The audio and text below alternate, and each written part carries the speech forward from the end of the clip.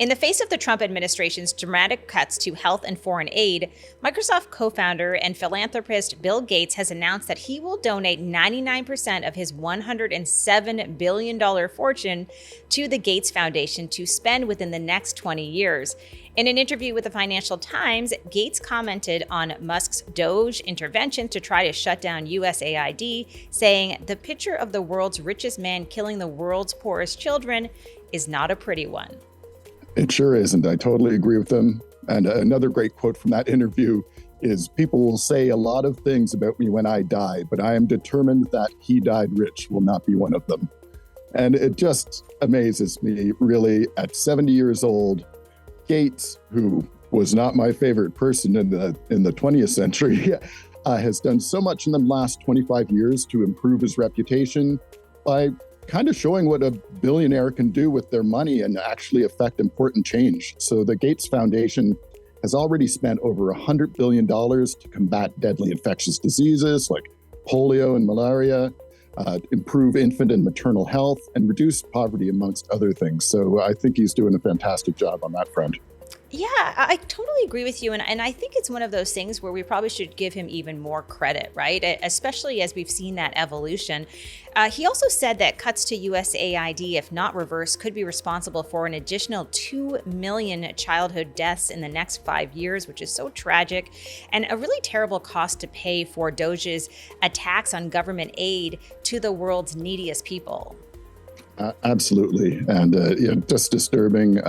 But as we talk about almost every week, that seems to be par for the course for Musk and Doge and those. But taking the news a little closer to home, we've got new rules on tipping and price displays that recently took effect in the Canadian province of Quebec.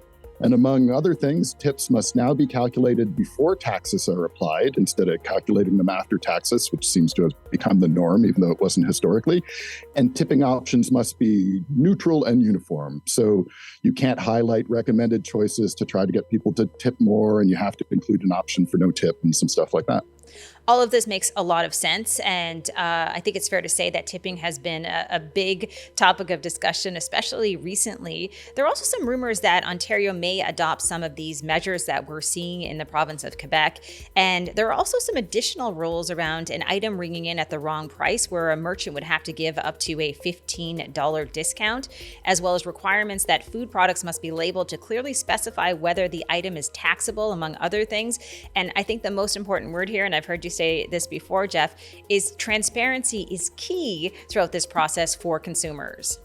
Absolutely. You should know. It's weird to have to guess whether something's going to be taxed at the checkout, and there's some times confusing pricing put where it's like, oh, if you're a member of our store club, it's this, but it's not clear what it'll be if you're not. So I think these are all moves in the right direction. Shifting back stateside, in other news, while testifying at Google's antitrust trial, Apple's senior VP of services, Eddie Q, said that the number of Google searches made on Apple's Safari browser decreased for the first time ever, and that Apple was actively looking at adding AI search options to the browser at some point in the future, as he believes that AI search engines will eventually replace traditional search engines like Google. Well, just want to note that both of these companies' share prices fell after this news. And if you want to learn more about AI search, Jeff, you did a really good segment on that topic a few weeks ago that people can check out on our YouTube channel. It's also going to be really interesting to see what executives at Microsoft, OpenAI, and Yahoo, among others, will be saying when they take the stand. It sure is. And just a little additional context for those who might not be aware of this. Google pays Apple around $20 billion per year, $20 billion US dollars per year to have Google as the default search engine in Safari. So there is a lot at stake for both companies here. I don't think this is Apple trying to take Google down or anything like that.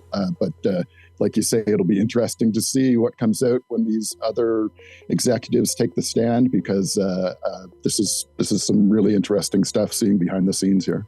And speaking of antitrust trials, we know that Instagram's boss shared on the stand that Meta had considered incorporating what is now the Threads app as simply an additional feature within Instagram. This makes no sense to me.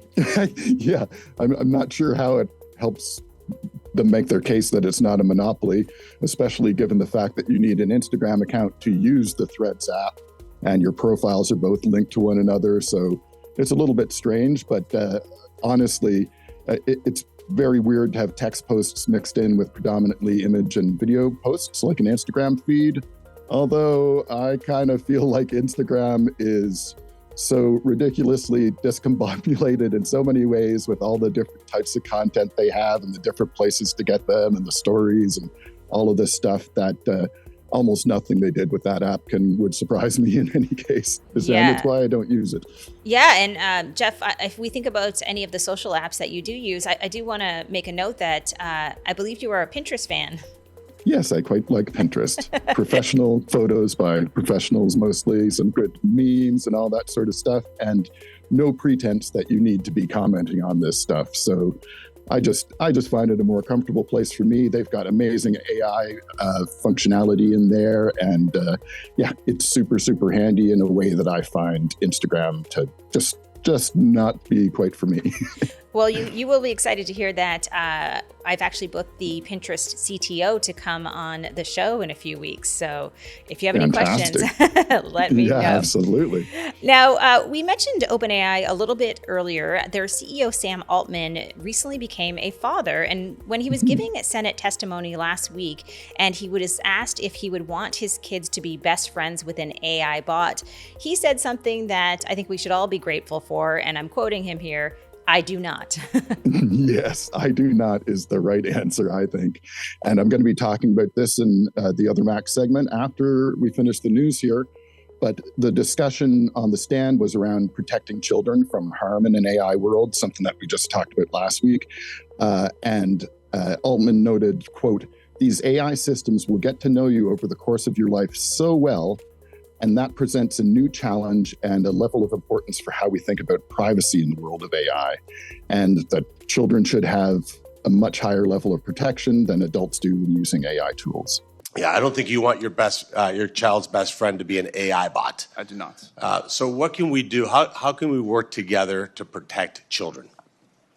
We've talked a lot about some of the things we're doing here. We're trying to learn the lessons of previous generation, and that's kind of the way it goes. People make mistakes and you do it better next time. One thing we say a lot internally is we want to treat our adult users like adults. We want to give them a lot of flexibility. We want to let them use the service with a lot of freedom. And for children, there needs to be a much higher level of protection, which means the service won't do things that they might want. Now, we're still early, so sometimes people say, oh, you're being too strict on the rules, and it's just we can't perfectly tell this. But if we could draw a line, and if we knew for sure when a user was a child or an adult, we would allow adults to be much more permissive, and we'd have tighter rules for children. We certainly agree on this. And I know, Jeff, in a future segment, you're going to talk about how we can determine the age of users online, because there are some ways to do that. But for now, it's trickier than you'd think. Yes, it is trickier than you think. And I think we have to get to that point where it is possible. But I'm confident we might